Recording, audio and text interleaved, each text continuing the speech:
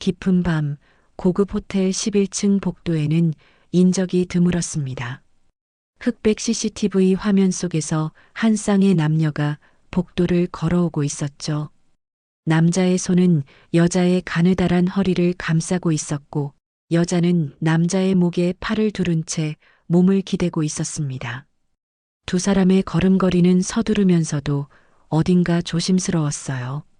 복도의 카펫은 두꺼워서 발소리가 거의 들리지 않았습니다. 주변을 경계하듯 고개를 돌리는 남자의 모습이 잠깐 카메라에 잡혔죠. 1107호 앞에 도착한 남자가 주머니에서 카드키를 꺼냅니다. 손이 약간 떨리고 있었어요. 키를 문에 대려는 순간 남자는 갑자기 여자를 벽에 밀어붙였습니다. 복도의 차가운 벽에 등이 닿는 순간에도 여자는 남자의 목을 더 세게 끌어당겼어요. 두 사람의 입술이 맞닿았죠. 격렬하고 절박한 키스였습니다. 여자가 들고 있던 명품 가방이 바닥에 떨어졌지만 두 사람은 아랑곳하지 않았어요. 키스는 길게 이어졌습니다.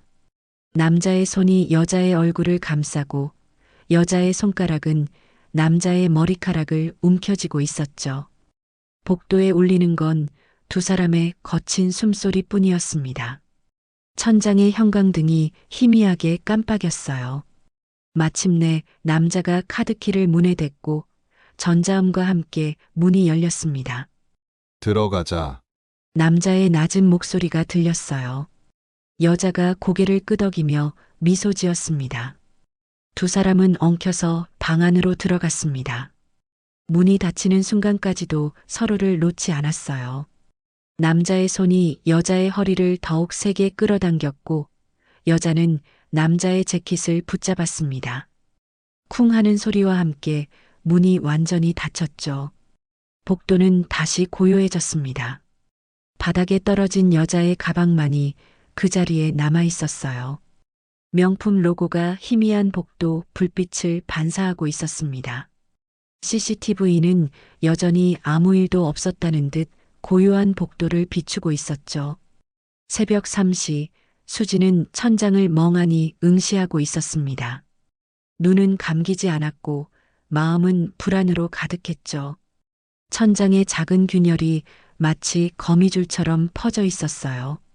수지는 그 균열을 따라 시선을 움직이며 잠 못 이루는 밤을 보내고 있었습니다. 옆자리는 여전히 비어 있었어요. 재혁이 집에 들어오지 않은 지 벌써 세 번째 밤이었습니다.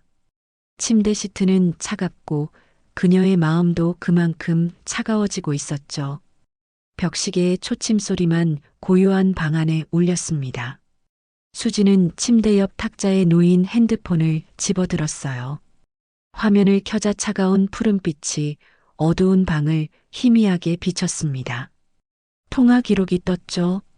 재혁에게 걸었던 부재중 전화가 수십 통이었어요.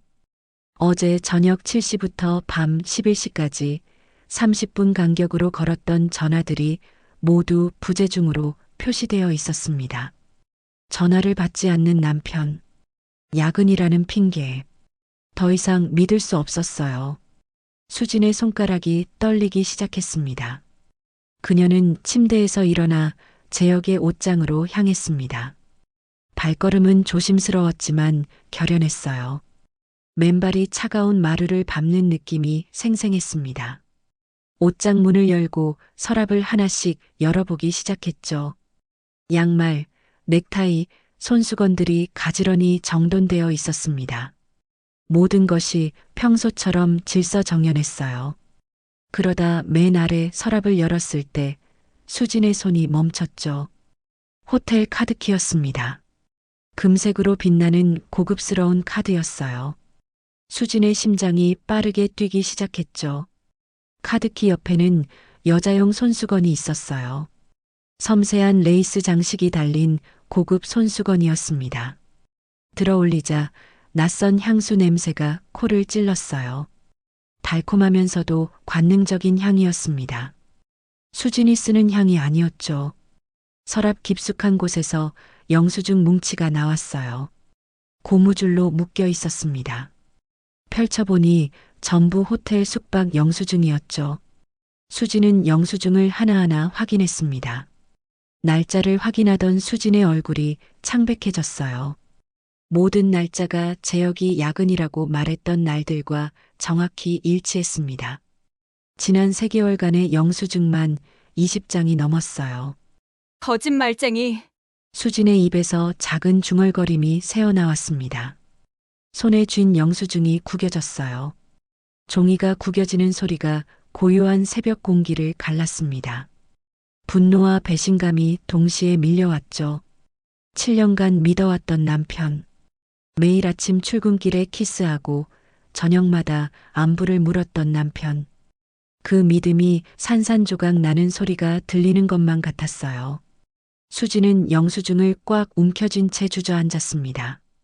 새벽의 침묵 속에서 그녀의 눈에서 눈물이 흘러내렸죠. 저녁 8시 수지는 호텔 지하 주차장 구석진 곳에 차를 세워두고 있었습니다. 콘크리트 기둥 뒤에 차를 숨겼어요. 선글라스와 검은색 모자로 얼굴을 가렸지만 손은 계속 떨리고 있었습니다. 운전대를 꽉 붙잡은 채 입구 쪽을 응시했어요. 남편을 미행한다는 게 믿기지 않았지만 진실을 알아야 했죠.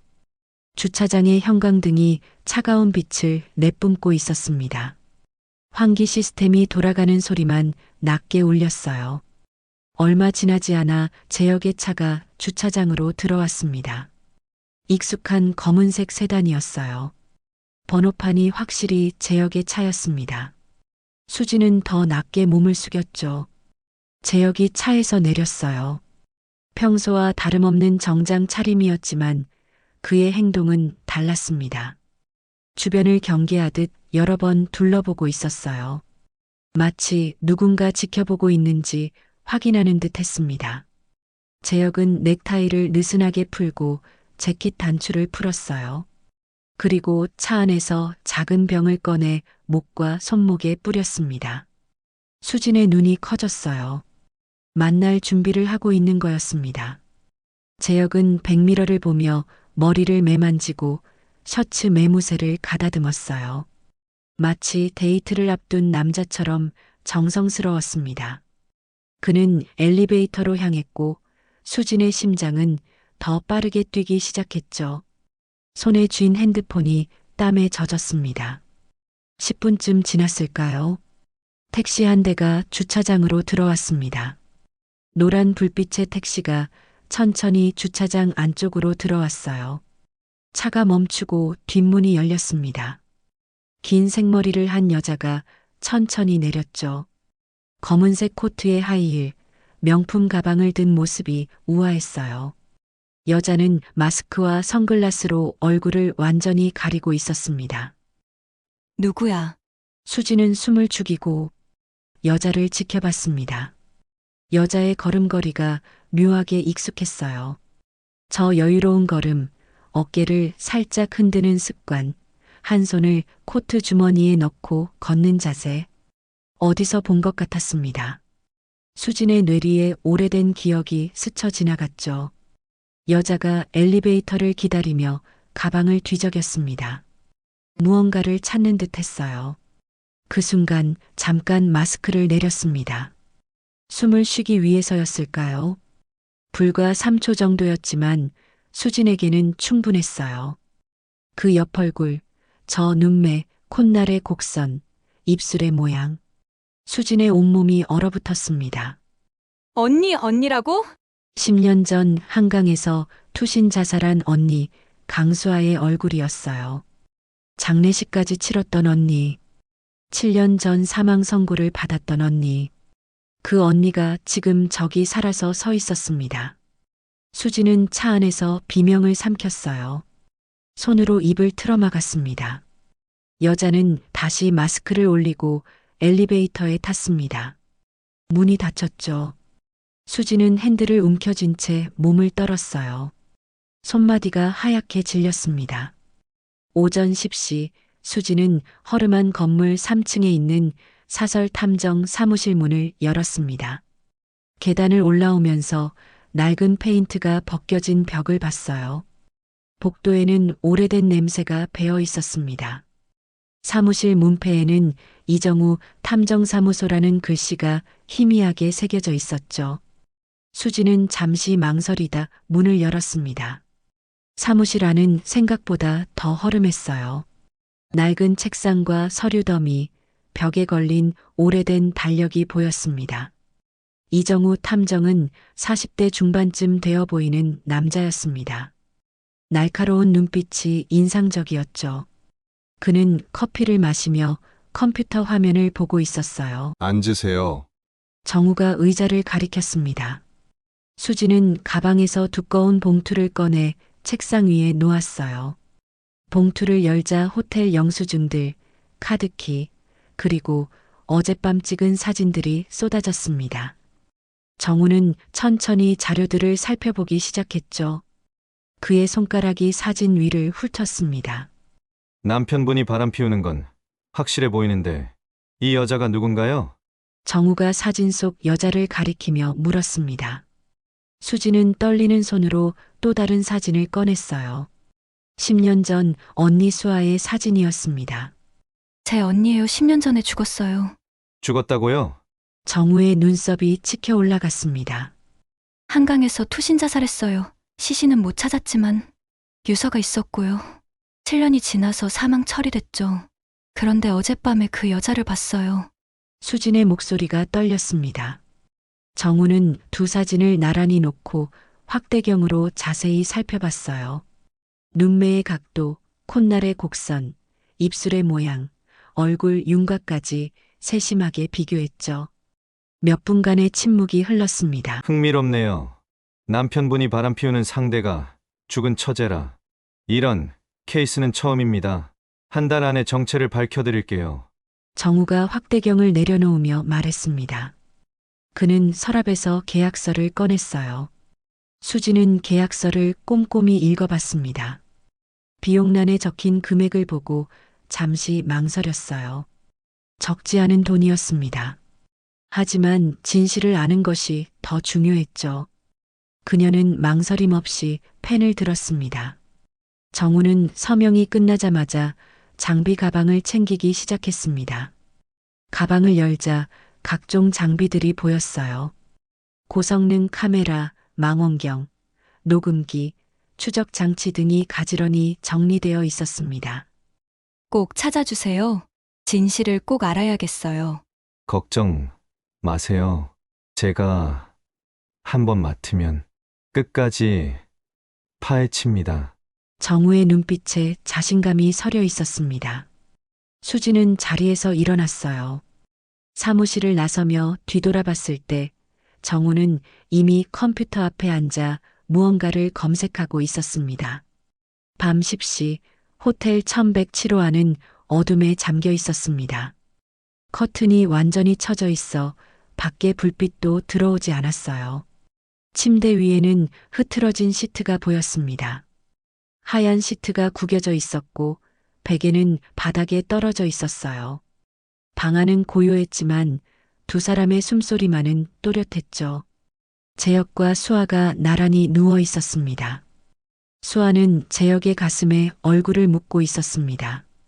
재혁의 심장 소리가 들렸어요. 재혁의 손은 그녀의 긴 머리카락을 부드럽게 쓰다듬고 있었어요. 손가락 사이로 머리카락이 스르르 빠져나갔습니다. 창밖으로 도시의 불빛이 희미하게 들어왔죠. 네온 사인의 불빛이 커튼 틈새로 새어들어와 방 안을 은은하게 비췄습니다. 두 사람은 한동안 말이 없었습니다. 침묵이 흘렀지만 어색하지 않았어요. 언제까지 이렇게 만나야 할까? 수아가 작은 목소리로 말했습니다. 재혁의 손이 잠시 멈췄어요. 조금만 더 기다려 타이밍을 봐서 수진한테 말할게. 재혁이 한숨을 쉬며 대답했습니다. 수아는 고개를 들어 재혁을 바라봤어요. 어둠 속에서도 재혁의 얼굴이 보였습니다. 그 말 몇 년째 하는 거야? 진짜 할 거야? 아니면 나한테 계속 거짓말하는 거야? 수아의 목소리에 원망이 섞여 있었습니다. 재혁은 그녀를 끌어안았죠. 미안해. 정말 미안해. 수진이는 아직도 모르지. 응. 절대 눈치채지 못할 거야. 그 순간 반대편 건물 옥상에서는 또 다른 일이 벌어지고 있었습니다. 정우가 고성능 망원경을 호텔방을 향해 조준하고 있었어요. 삼각대에 고정된 망원경은 미동도 하지 않았습니다. 렌즈를 통해 방 안의 모습이 선명하게 보였죠. 침대 위에 두 사람, 포옹하는 모습, 대화하는 장면까지 모두 보였습니다. 정우는 망원경 옆에 설치한 카메라를 들어 올렸습니다. 셔터를 연속으로 눌렀습니다. 찰칵, 찰칵, 찰칵. 여러 장의 사진이 찍혔죠. 셔터음은 작았지만 밤의 고요함 속에서는 선명하게 들렸습니다. 정우의 표정은 무표정했어요. 감정 없이 그저 일을 할 뿐이었습니다. 정우는 헤드셋을 끼고 녹음 버튼을 눌렀습니다. 고성능 지향성 마이크가 호텔 방을 향하고 있었어요. 증거 확보 완료. 정우가 중얼거리며 노트에 시간과 상황을 기록했습니다. 밤 10시 15분, 호텔 1107호, 남자와 여자 침대에서 대화 중, 친밀한 관계 확실. 그는 꼼꼼하게 모든 것을 적어 내려갔어요. 30분쯤 지났을 때 호텔 방에 불이 꺼졌습니다. 정우는 장비를 정리하기 시작했죠. 이 정도면 되겠군. 그는 가방을 메고 옥상을 내려갔습니다. 어둠 속으로 사라지는 그의 뒷모습은 조용했지만 결연했어요. 아침 7시 부엌에서는 프라이팬 지글거리는 소리가 들렸습니다. 수지는 계란을 굽고 있었어요. 노른자가 천천히 익어가고 있었습니다. 하지만 손이 계속 떨려서 주걱을 제대로 잡기가 힘들었죠. 어젯밤 본 장면들이 머릿속을 떠나지 않았습니다. 계란 프라이를 뒤집다가 노른자가 터져버렸어요. 거실에서 재혁이 넥타이를 매며 나왔습니다. 깔끔한 회색 정장 차림이었어요. 좋은 아침. 재혁이 수진의 이마에 가볍게 입맞춤했습니다. 수진은 몸이 굳어지는 걸 느꼈어요. 하지만 억지로 미소를 지어 보였죠. 잘 잤어? 응.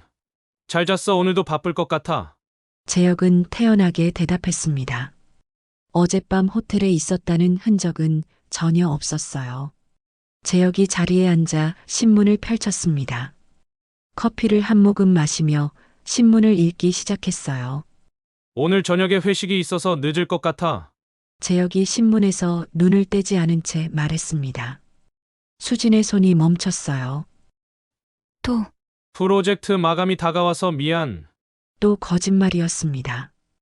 회식이 아니라 호텔일 거라는 걸 수진은 알고 있었어요. 하지만 아무 말도 할 수 없었습니다. 그래 조심해서 다녀와. 수진은 억지로 고개를 끄덕였습니다. 재혁이 식사를 마치고 일어났어요. 가방을 챙기고 현관으로 향했습니다. 다녀올게. 오늘도 좋은 하루 보내. 현관문이 닫혔습니다. 재혁의 발걸음 소리가 멀어졌어요. 수진은 그제야 얼굴에서 미소를 거뒀습니다. 표정이 차갑게 변했죠. 손에 들고 있던 커피컵을 테이블에 내려놓으려 했습니다. 하지만 손이 너무 떨렸어요. 컵이 흔들리더니 바닥으로 떨어졌습니다. 깡그랑 하는 소리와 함께 컵이 산산조각 났습니다. 하얀 도자기 조각들이 사방에 흩어졌어요.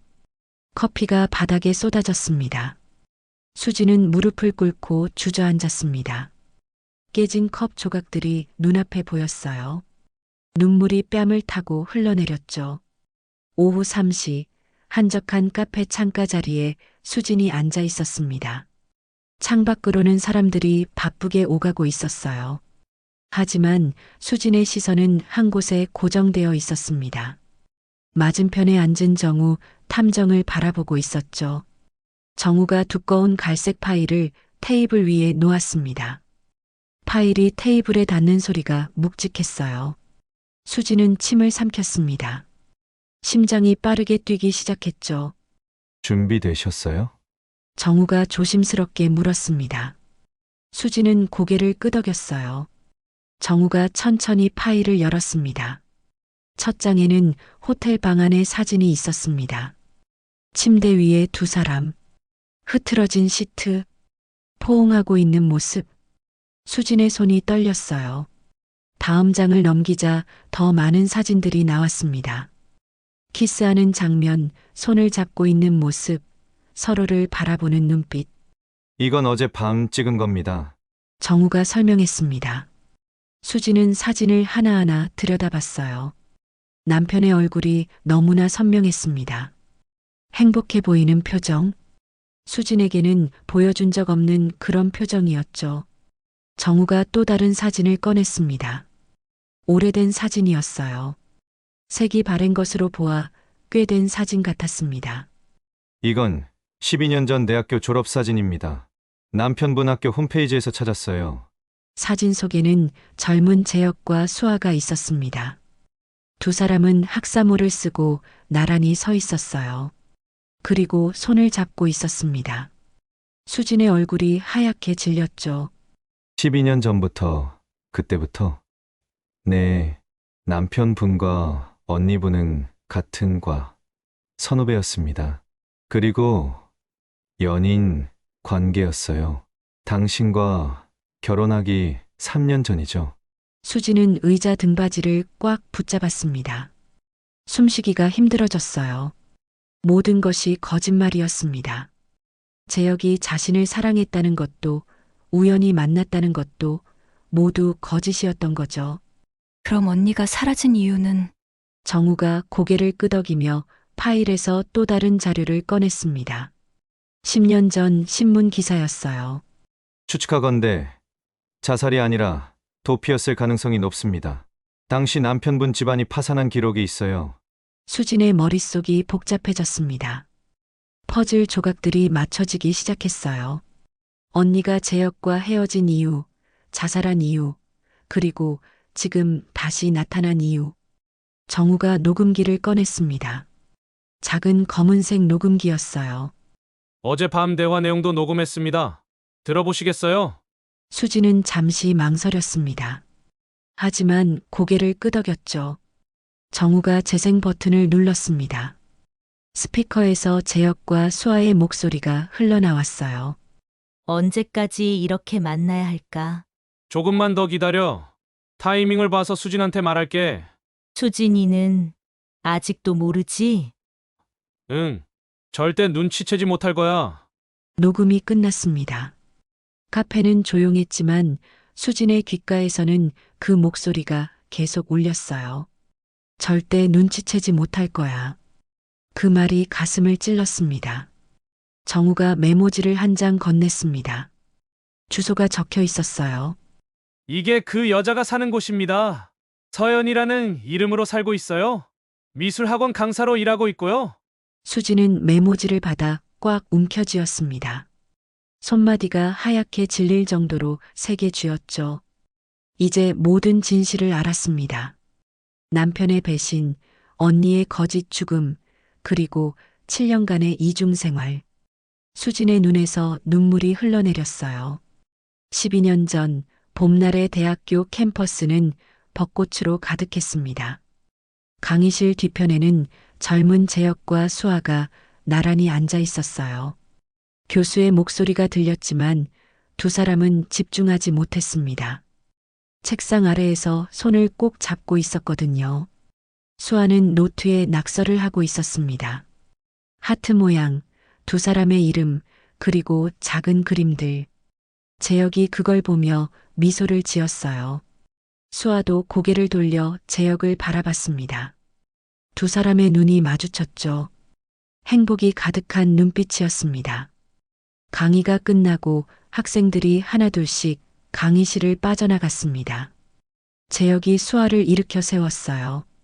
수아는 재혁의 팔에 자연스럽게 기댔습니다. 두 사람은 복도로 나왔죠. 오늘 뭐 먹을래? 재혁이 물었습니다. 수아가 고개를 갸우뚱했어요. 파스타? 아니면 중국집? 내가 사줄게.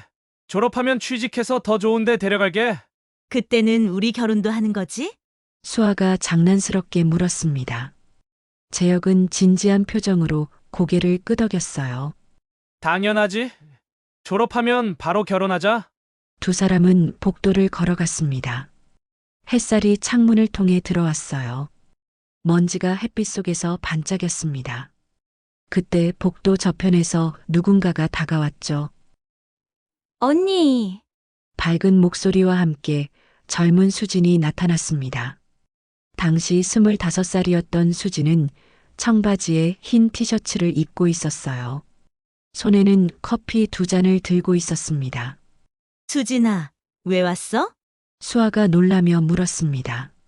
수진은 언니에게 다가가 커피를 건넸어요. 지나가다가 들렀어. 오빠도 안녕하세요. 수진은 재혁을 보며 환하게 웃었습니다. 재혁도 어색하게 미소를 지었죠. 수진의 눈빛에는 선망이 담겨 있었습니다. 멋진 남자친구를 둔 언니가 부러웠어요. 오빠랑 언니는 정말 잘 어울려요. 나도 언니처럼 좋은 사람 만나고 싶다. 수진이 솔직하게 말했습니다. 수아가 동생의 머리를 쓰다듬었어요. 너도 곧 만날 거야. 우리 수진이 예쁜데. 세 사람은 함께 캠퍼스를 걸었습니다. 수아와 재혁이 앞서 걸었고 수진은 조금 뒤처져서 걸었어요. 수진은 두 사람의 뒷모습을 바라봤습니다. 서로 의지하며 걷는 모습, 행복해 보이는 두 사람. 수진은 그 모습을 부러운 눈으로 지켜봤죠. 벚꽃잎이 바람에 날려 떨어졌습니다. 분홍빛 꽃잎들이 세 사람 주위를 맴돌았어요. 그때는 아무도 몰랐습니다. 이 행복이 얼마나 덧없는 것인지, 그리고 이 순간이 모든 비극의 시작이었다는 것을. 수진은 멀찌감치 뒤에서 언니와 재혁을 바라보며 걸었습니다. 마치 그림자처럼, 언제나 언니의 그림자였던 것처럼요. 10년 전 강씨 집 거실에는 무거운 침묵이 흘렀습니다. 수아는 소파에 앉아 있었고 부모님은 맞은편에서 딸을 마주하고 있었어요. 테이블 위에는 서류 몇 장이 놓여 있었습니다. 재혁의 집안이 파산했다는 내용의 서류였죠. 아버지가 서류를 손가락으로 툭툭 쳤습니다. 얼굴에는 분노와 실망이 섞여 있었어요. 이게 무슨 일이야? 재혁이네 집이 완전히 망했다고? 아버지 그래도 재혁이는 괜찮은 사람이에요. 수아가 떨리는 목소리로 말했습니다. 하지만 어머니가 고개를 저었어요. 괜찮은 사람? 수아야, 사랑만으로 밥 먹고 사니? 빚까지 있다던데? 저희가 열심히 일하면 안 돼! 아버지가 큰 소리로 말했습니다. 수아가 깜짝 놀라 움찔했어요. 내가 가난하게 사는 꼴을 내가 어떻게 봐? 우리가 너를 어떻게 키웠는데? 당장 헤어져! 수아의 눈에서 눈물이 흘러내렸습니다. 복도에서는 젊은 수진이 문틈으로 이 모든 대화를 엿듣고 있었어요. 수진의 표정은 복잡했습니다. 언니가 불쌍하면서도 한편으로는 묘한 감정이 들었죠. 다음 날 오후 수아는 재혁을 만났습니다. 한적한 카페였어요. 재혁은 수아가 오기를 기다리고 있었습니다. 수아가 들어서자 재혁이 환하게 웃으며 손을 흔들었죠. 수아야, 여기. 하지만 수아의 표정은 어두웠습니다. 재혁의 미소가 서서히 사라졌어요. 수아는 재혁 맞은편에 앉았습니다. 한동안 아무 말도 하지 못했죠. 무슨 일 있어? 재혁이 걱정스럽게 물었습니다. 수아는 눈물을 참으며 입을 열었어요. 재혁아, 우리 헤어지자. 뭐, 재혁의 얼굴이 굳었습니다. 믿을 수 없다는 표정이었어요. 무슨 소리야? 갑자기 왜? 미안해. 난 못 버티겠어. 가난하게 사는 거. 수아의 목소리가 떨렸습니다. 재혁이 테이블 너머로 수아의 손을 붙잡았어요. 수아야, 우리 함께 이겨내자. 내가 열심히 일할게. 꼭 성공할 거야. 하지만 수아는 손을 뿌리쳤습니다. 재혁의 손이 허공을 잡았죠. 안 돼. 난 그렇게 못 살아. 미안해. 수아가 자리에서 일어났습니다. 재혁도 급히 일어나 그녀를 막았어요. 수아야, 이럴 거면 처음부터 왜 날 사랑한다고 했어? 재혁의 목소리가 높아졌습니다. 카페 안의 사람들이 그들을 쳐다봤어요. 재혁이 테이블을 손으로 쳤습니다. 커피 잔이 흔들렸죠. 미안해. 정말 미안해. 수아는 그 말만 반복하며 카페를 뛰쳐나갔습니다. 재혁이 뒤따라 나가려 했지만 주저앉고 말았어요. 무릎에 힘이 풀렸습니다. 밖에는 비가 내리기 시작했습니다. 수아는 빗속을 걸었어요. 눈물인지 빗물인지 구분할 수 없을 정도로 얼굴이 젖어갔습니다. 그녀는 전봇대에 기대섰죠. 그리고 혼자 울었습니다. 수아의 중얼거림은 빗소리에 묻혀 사라졌습니다. 사랑보다 돈을 택한 자신이 비참했어요. 하지만 가난이 두려웠습니다. 그 두려움이 사랑보다 컸던 거죠. 비는 계속 내렸고 수아는 그 자리에 한참을 서 있었습니다. 10년 전 어느 깊은 밤 한강 다리 위에는 수아 혼자만 서 있었습니다. 자정이 넘은 시각이라 차도 거의 다니지 않았어요. 차가운 바람이 거세게 불어왔습니다. 수아의 긴 머리가 바람에 날렸죠. 수아는 난간에 올라섰습니다. 아래로는 검은 강물이 출렁이고 있었어요. 가로등 불빛이 강물에 반사되어 일렁였습니다. 수아는 손에 들고 있던 편지 한 장을 난간 위에 조심스럽게 올려놓았어요. 유서였습니다. 바람이 유서를 날릴 듯 흔들었습니다. 그리고 다시 아래를 내려다봤습니다. 강물은 여전히 검고 차가워 보였죠. 수아의 손이 난간을 꽉 붙잡았습니다. 몇 분간 그렇게 서 있었습니다. 뛰어내리지 않았어요. 그녀는 주머니에서 핸드폰을 꺼냈습니다. 떨리는 손으로 번호를 눌렀죠. 신호음이 몇 번 울린 후 누군가 전화를 받았습니다. 나야. 수아가 작은 목소리로 말했습니다. 전화 너머로 남자의 목소리가 들렸어요. 다 끝냈어. 이제 새로 시작할게. 당분간 연락하지 마. 짧은 대화였습니다. 수아는 전화를 끊었어요. 그리고 난간에서 조심스럽게 내려왔습니다. 뒤돌아보지 않고 다리를 걸어 내려갔죠. 다리 아래 도로에는 택시 한 대가 기다리고 있었습니다. 수아가 다가가자 뒷문이 열렸어요. 그녀는 차에 탔습니다. 후드를 깊이 눌러쓰고 얼굴을 가렸죠. 어디로 가시겠어요? 기사가 물었습니다. 수아는 메모지에 적힌 주소를 건넸어요. 여기로요. 빨리 가주세요. 택시가 출발했습니다. 수아는 뒤를 돌아봤어요. 다리 위의 난간이 점점 멀어졌습니다. 유서만 그곳에 홀로 남겨졌죠. 수아는 창밖을 바라보며 눈물을 흘렸습니다. 미안해. 모두. 중얼거림이 택시 안에 작게 울렸습니다. 택시는 밤의 어둠 속으로 사라졌어요. 다음 날 새벽 5시 조깅을 하던 시민이 다리 위의 유서를 발견했습니다. 급히 경찰에 신고했죠. 경찰이 출동했고 유서를 확인했습니다. 강수아라는 이름이 적혀 있었어요. 한강 수색 준비! 경찰들이 분주히 움직였습니다. 수색대가 투입됐지만 시신은 발견되지 않았어요. 며칠, 몇 주가 지나도 마찬가지였습니다. 결국 투신 자살로 추정됐죠. 강 씨 집에는 비통함이 가득했습니다. 어머니는 하루 종일 울었고 아버지는 말을 잃었어요. 젊은 수진도 충격에 빠져 아무것도 할 수 없었습니다. 언니가 정말 죽었다고 믿었죠. 장례식이 치러졌습니다. 영정사진 속의 수아는 환하게 웃고 있었어요. 하지만 관 안에는 아무것도 없었습니다. 시신이 없는 장례식.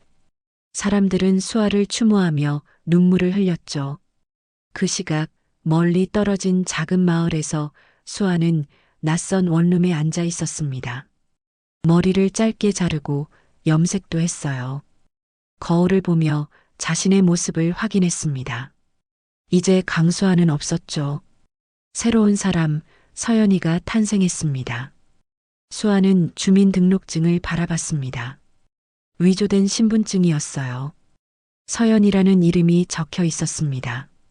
그녀는 신분증을 지갑에 넣으며 눈물을 흘렸죠. 이제 다시는 돌아갈 수 없어. 창밖으로 낯선 마을의 풍경이 보였습니다. 새로운 삶. 하지만 그 삶은 거짓 위에 세워진 것이었어요. 수아는, 아니, 이제 서연이는 홀로 그 방에 앉아 오랫동안 울었습니다. 10년 전 수아의 자살 소식이 전해진 지 일주일이 지났습니다. 제역의 작은 건축 사무실은 어둡고 조용했어요.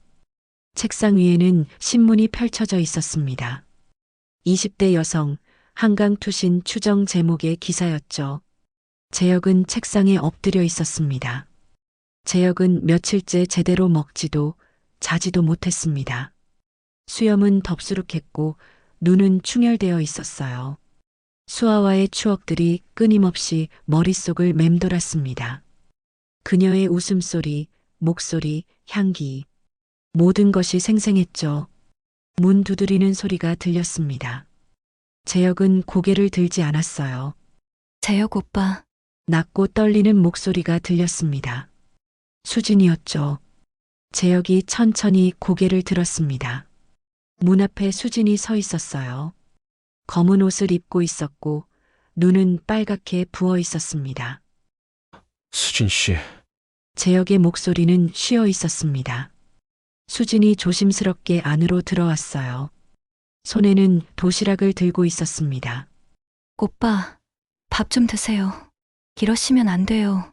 수진이 도시락을 책상 위에 놓았습니다. 하지만 제역은 쳐다보지도 않았어요. 다시 고개를 떨어뜨렸습니다. 미안해요. 제가 언니를 지키지 못했어요. 제역의 목소리가 떨렸습니다. 수진의 눈에서 눈물이 흘러내렸어요. 그녀는 제역에게 다가갔습니다. 그리고 그를 껴안았죠. 오빠 잘못 아니에요. 언니가 선택한 거예요. 수진이 제역의 등을 두드렸습니다. 제역은 멍한 표정으로 허공을 바라봤어요. 수진의 품에 안겨 있었지만 그의 마음은 어디론가 떠나 있었습니다. 수아를 향해 있었죠. 오빠, 혼자 있지 마세요. 제가 곁에 있을게요. 수진이 속삭였습니다. 제역은 천천히 수진을 바라봤어요. 수진의 얼굴이 보였습니다. 수아와 닮은 듯 닮지 않은 얼굴. 같은 자매지만 어딘가 달랐죠. 하지만 지금 제역에게는 그 얼굴이 위로였습니다. 시간이 흘렀습니다. 몇 주, 몇 달이 지났어요. 수진은 자주 제역을 찾아왔습니다. 밥을 챙겨주고 이야기를 들어주고 곁에 있어줬죠. 제역은 서서히 일상으로 돌아왔습니다. 하지만 그의 눈빛은 예전 같지 않았어요. 어느 봄날 벚꽃이 만개한 공원에서 제역과 수진이 걷고 있었습니다. 수진은 제역의 팔짱을 끼고 있었어요. 자연스러운 모습이었습니다. 제역도 거부하지 않았죠. 오빠, 저 할 말이 있어요. 수진이 멈춰서며 말했습니다. 제역도 멈췄어요. 뭔데? 저 오빠 좋아해요. 오랫동안 좋아했어요. 수진의 고백이었습니다. 제역은 놀라지 않았어요. 어딘가 예상했던 것처럼 담담한 표정이었습니다. 수진 씨, 대답 안 해주셔도 돼요. 그냥 제 마음을 알아주셨으면 해서요. 수진이 고개를 숙였습니다. 벚꽃잎이 바람에 날려 두 사람 사이로 떨어졌어요. 긴 침묵이 흘렀습니다. 나도 내가 좋아. 제역이 말했습니다. 하지만 그의 목소리에는 열정이 없었어요. 의무처럼, 체념처럼 들렸습니다. 수지는 그걸 눈치챘지만 개의치 않았죠. 그냥 고백을 받아준 것만으로도 행복했습니다. 몇 달 후 작은 결혼식장에 두 사람이 서 있었습니다. 수지는 하얀 웨딩드레스를 입고 환하게 웃고 있었어요. 평생의 꿈이 이뤄진 순간이었습니다. 언니가 놓친 사람을 자신이 얻었죠. 재혁은 턱시도를 입고 수진 옆에 서 있었습니다. 하지만 그의 표정은 복잡했어요. 미소를 짓고 있었지만 눈빛은 공허했습니다. 하객들이 박수를 쳤죠. 두 사람은 서로를 바라보며 반지를 교환했습니다. 신부 대기실에서 수지는 거울을 보며 웃었습니다. 드디어 재혁의 아내가 됐어요. 언니를 넘어섰다는 생각에 뿌듯함까지 느껴졌습니다. 언니 미안해. 하지만 오빠는 이제 내 사람이야. 수진이 거울 속 자신에게 속삭였습니다. 그 순간 그녀는 몰랐죠. 자신이 단지 대체품에 불과하다는 것을, 그리고 이 결혼이 또 다른 비극의 시작이라는 것을. 수지는 부케를 들고 밖으로 나갔습니다. 행복한 미소를 지은 채로요. 현재 저녁 7시. 수지는 수아가 사는 아파트 앞에 서 있었습니다. 낡은 빌라의 3층이었어요. 녹슨 철제 계단을 올라오면서 수진의 심장은 미친 듯이 뛰었습니다. 손에 쥔 메모지가 땀에 젖어 구겨졌죠. 초인종을 누르는 손가락이 떨렸습니다. 딩동. 초인종 소리가 울렸어요. 잠시 후 문 뒤에서 발소리가 들렸습니다. 문이 열렸죠. 수아가 나타났습니다. 10년 만에 마주한 언니. 얼굴은 예전과 똑같았지만 분위기는 달랐어요. 더 날카로워 보였습니다. 수아의 얼굴이 순식간에 창백해졌죠. 수진아, 어떡해? 수아의 목소리가 떨렸습니다. 수지는 대답하지 않고 냉정한 표정으로 안으로 들어갔어요. 수아는 막지 못했습니다. 얼어붙은 것처럼 굳어 있었죠. 거실은 작았지만 깔끔했습니다. 하지만 수진의 시선은 벽으로 향했어요. 액자들이 걸려 있었습니다. 재혁과의 사진들, 해변에서 찍은 사진, 레스토랑에서 찍은 사진, 침대에서 찍은 셀카. 행복해 보이는 두 사람의 모습이 모든 액자 안에 있었죠. 수지는 사진들을 하나하나 천천히 봤습니다. 손이 주먹으로 움켜쥐어졌어요. 수아는 뒤에서 고개를 숙이고 서 있었습니다. 아무 말도 하지 못했죠. 언니, 아니 서연이 씨. 수진이 돌아서며 차갑게 말했습니다. 수아가 움찔했어요. 언제부터였어? 언제부터 내 남편이랑 다시 만난 거야? 수진의 목소리는 낮았지만 분노로 떨렸습니다. 수아는 입술을 깨물었어요. 3년 전부터 3년? 수진이 비웃었습니다. 웃음소리가 거실에 메아리 쳤죠. 우리 결혼한 지 4년 됐을 때네. 빠르네. 언니, 정말 빠르다. 수아는 아무 말도 하지 못했습니다. 수진이 한 걸음 다가갔어요. 왜 자살한 척한 거야? 왜 가족을? 왜 날 속인 거야? 수진아, 대답해. 수진이 소리쳤습니다. 수아의 눈에서 눈물이 흘러내렸어요. 재혁이를 포기할 수가 없었어. 헤어진 후에도 계속 생각났어. 가난이 무서워서 헤어졌는데 그 사람 없이는 못 살겠더라. 수아가 떨리는 목소리로 말했습니다. 그래서 다 버리고 도망친 거야. 가족도, 친구도, 모든 걸 버리고 새 사람이 됐어. 재혁이를 찾아갔어. 그래서 내 남편을 빼앗은 거야? 수진의 목소리가 날카로워졌습니다. 내가 행복하게 사는 걸 짓밟은 거야? 내 삶을 망친 거야? 재혁이는 원래 내 사람이었어. 수아가 갑자기 소리쳤습니다. 그동안 참았던 감정이 폭발했어요. 내가 가로챈 거잖아. 내가 없을 때 달라붙어서 내 남자를 빼앗아간 거잖아. 뭐? 수진의 얼굴이 일그러졌습니다. 언니가 죽었다고 생각해서 위로했던 건데? 내가 가로챘다고? 그래. 넌 항상 그랬어. 내가 가진 걸 부러워하고 내 것을 탐냈잖아. 닥쳐. 수진이 수아에게 다가가 따귀를 때렸습니다. 짝! 소리가 크게 울렸어요. 수아의 얼굴이 옆으로 돌아갔습니다. 뺨에 빨간 자국이 생겼죠. 거실에 침묵이 흘렀습니다. 수아는 뺨을 감싸쥐고 있었어요. 수지는 떨리는 손을 내려다봤습니다. 눈물이 뺨을 타고 흘러내렸죠. 언니 난 언니를 믿었어. 사랑했어. 10년 동안 매일 무덤에 가서 울었어. 그런데 언니는 살아서 내 남편이랑. 수진의 목소리가 점점 작아졌습니다. 무릎에 힘이 풀려 주저앉을 것 같았어요. 미안해. 수아가 작게 말했습니다. 하지만 수지는 더 이상 듣고 싶지 않았어요. 그녀는 돌아서서 현관으로 향했습니다. 2번 다시 내 앞에 나타나지 마. 그리고 재혁이도 데려가. 난 이제 끝이야.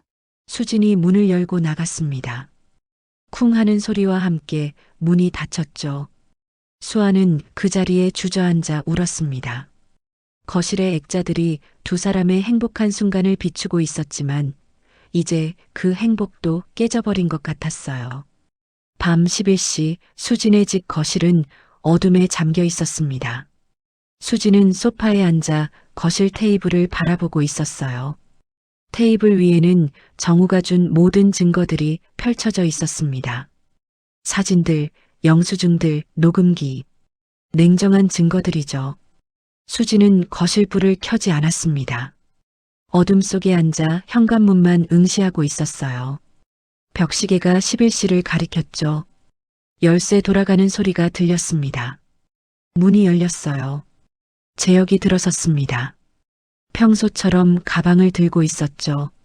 하지만 거실 테이블 위에 증거들을 보는 순간 그의 발이 멈췄습니다. 수진아, 재혁의 목소리가 떨렸습니다. 얼굴이 순식간에 창백해졌어요. 수진이 천천히 일어났습니다. 거실 불을 켰죠. 앉아. 수진의 목소리는 차갑고 단호했습니다. 재혁은 천천히 소파에 앉았어요. 가방을 바닥에 내려놓았습니다. 손이 떨리고 있었죠. 긴 침묵이 흘렀습니다. 언제까지 날 바보로 만들 생각이었어? 수진이 입을 열었습니다. 재혁은 대답하지 못했어요. 7년이야. 7년 동안 거짓말했어. 매일 밤 야근이라고, 회식이라고, 출장이라고 거짓말했지. 미안해. 정말 미안해. 재혁이 작은 목소리로 말했습니다. 수진이 웃었어요. 차갑고 서글픈 웃음이었습니다. 미안하다고? 그게 끝이야? 수진이 녹음기를 들어 재생 버튼을 눌렀습니다. 재혁과 수아의 목소리가 거실에 울려 퍼졌어요. 녹음이 끝났습니다. 재혁은 고개를 더 깊이 숙였어요. 절대 눈치채지 못할 거라고? 날 그렇게 만만하게 봤어? 아니야, 그게 아니야. 그럼 뭐야? 수진이 소리쳤습니다. 왜 나랑 결혼했어? 왜 나한테 사랑한다고 했어? 재혁이 고개를 들었습니다. 눈에는 눈물이 고여 있었어요. 사랑했어. 수아를 정말 사랑했어. 포기할 수가 없었어. 그 말이 수진의 가슴을 찔렀습니다. 그럼 나는 뭐였어? 대체품? 위로품? 재혁은 대답하지 못했습니다. 침묵. 그 침묵이 답이었어요. 수진은 테이블 위에서 이혼 서류를 들어 재혁에게 던졌습니다. 나가, 당장 나가. 수진아, 나가라고. 재혁이 서류를 주었어요. 떨리는 손으로 서류를 펼쳐봤습니다. 정말 이럴 거야. 응, 끝이야. 우리 끝이야. 가, 수아 언니한테 가. 재혁이 천천히 일어났습니다. 가방을 집어들었어요. 현관으로 향했습니다. 미안해. 그 말만 남기고 재혁은 문을 열고 나갔습니다. 문이 닫히는 소리가 거실에 울렸어요. 수지는 그 자리에 주저앉았습니다. 6개월 후 가정법원 복도는 오후의 햇살로 밝았습니다. 수지는 법원 복도를 걷고 있었어요. 손에는 이혼 조정 확정 서류가 들려 있었습니다. 표정은 담담했죠. 복도 저편에서 두 사람이 걸어오고 있었습니다. 재혁과 수아였어요. 수진을 발견한 순간 두 사람의 발걸음이 느려졌죠. 수진도 멈춰섰습니다.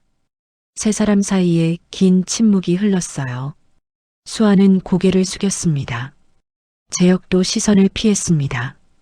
수진이 먼저 걸음을 옮겼습니다. 두 사람을 지나쳐 가려 했어요. 하지만 몇 걸음 가다가 멈춰 섰습니다. 행복하세요. 두 분. 서로한테 딱 어울리는 사람들이네요. 수진의 목소리는 냉정했습니다. 수아의 얼굴이 창백해졌습니다. 재혁은 주먹을 쥐었어요. 하지만 아무도 대답하지 못했습니다.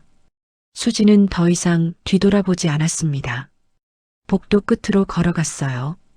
햇빛이 창문을 통해 들어와 그녀의 뒷모습을 비쳤습니다. 재혁과 수아는 그 자리에 서서 수진의 뒷모습을 바라봤습니다. 수아가 재혁의 손을 잡았습니다. 하지만 재혁은 손을 살짝 빼냈죠. 우리 잘한 걸까? 수아가 작게 물었습니다. 재혁은 대답하지 않았어요. 1년 후 따스한 봄 오후 한적한 카페 야외 테라스에 수진이 앉아 있었습니다. 노트북으로 작업을 하고 있었어요. 얼굴에는 평온한 미소가 번져 있었습니다. 테이블 위에는 새로 출간된 책이 놓여 있었어요. 나를 위한 삶이라는 제목. 수진이 쓴 에세이였습니다. 수진은 커피를 한 모금 마셨습니다. 따뜻하고 부드러운 맛이었어요. 창밖으로는 봄바람이 불고 있었습니다. 핸드폰이 울렸습니다. 정우 탐정이었어요. 여보세요.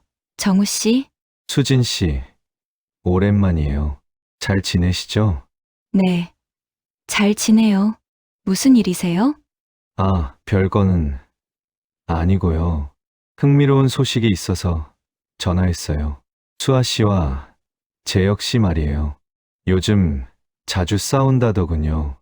재혁 씨가 또 다른 여자 만난대요. 수진은 잠시 침묵했습니다. 그래요? 그럴 줄 알았어요. 복수하고 싶으세요? 증거 잡아드릴까요? 아니요, 됐어요. 이제 관심 없어요. 정말요? 네.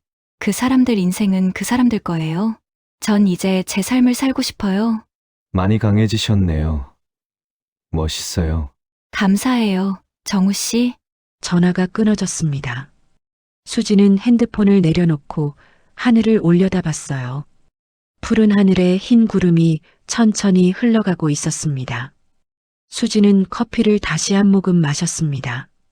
언니와 재혁은 서로에게 벌이었구나. 나는 이제 자유야. 테이블 위에 책을 집어들었습니다. 책장을 천천히 넘겼어요. 자신이 쓴 글들이 눈에 들어왔습니다. 바람이 불어 수진의 머리카락을 스쳤습니다.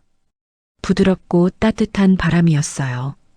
카페 주변에는 사람들이 행복하게 웃고 있었습니다. 수진은 노트북을 닫았습니다. 오늘은 더 이상 일하고 싶지 않았어요. 그녀는 자리에서 일어나 카페 밖으로 나갔습니다. 길을 따라 천천히 걸었어요. 목적지는 없었습니다. 수진의 얼굴에는 진정한 미소가 번져 있었습니다. 더 이상 누군가의 그림자가 아니었어요. 이제 그녀는 자기 자신이었죠. 강수진. 자신의 삶을 사는 여자. 하늘은 여전히 푸르렀고 구름은 자유롭게 흘러갔습니다. 수진도 그 구름처럼 자유로웠어요. 수진은 계속 걸었습니다. 미래를 향해, 새로운 시작을 향해, 자신만의 행복을 향해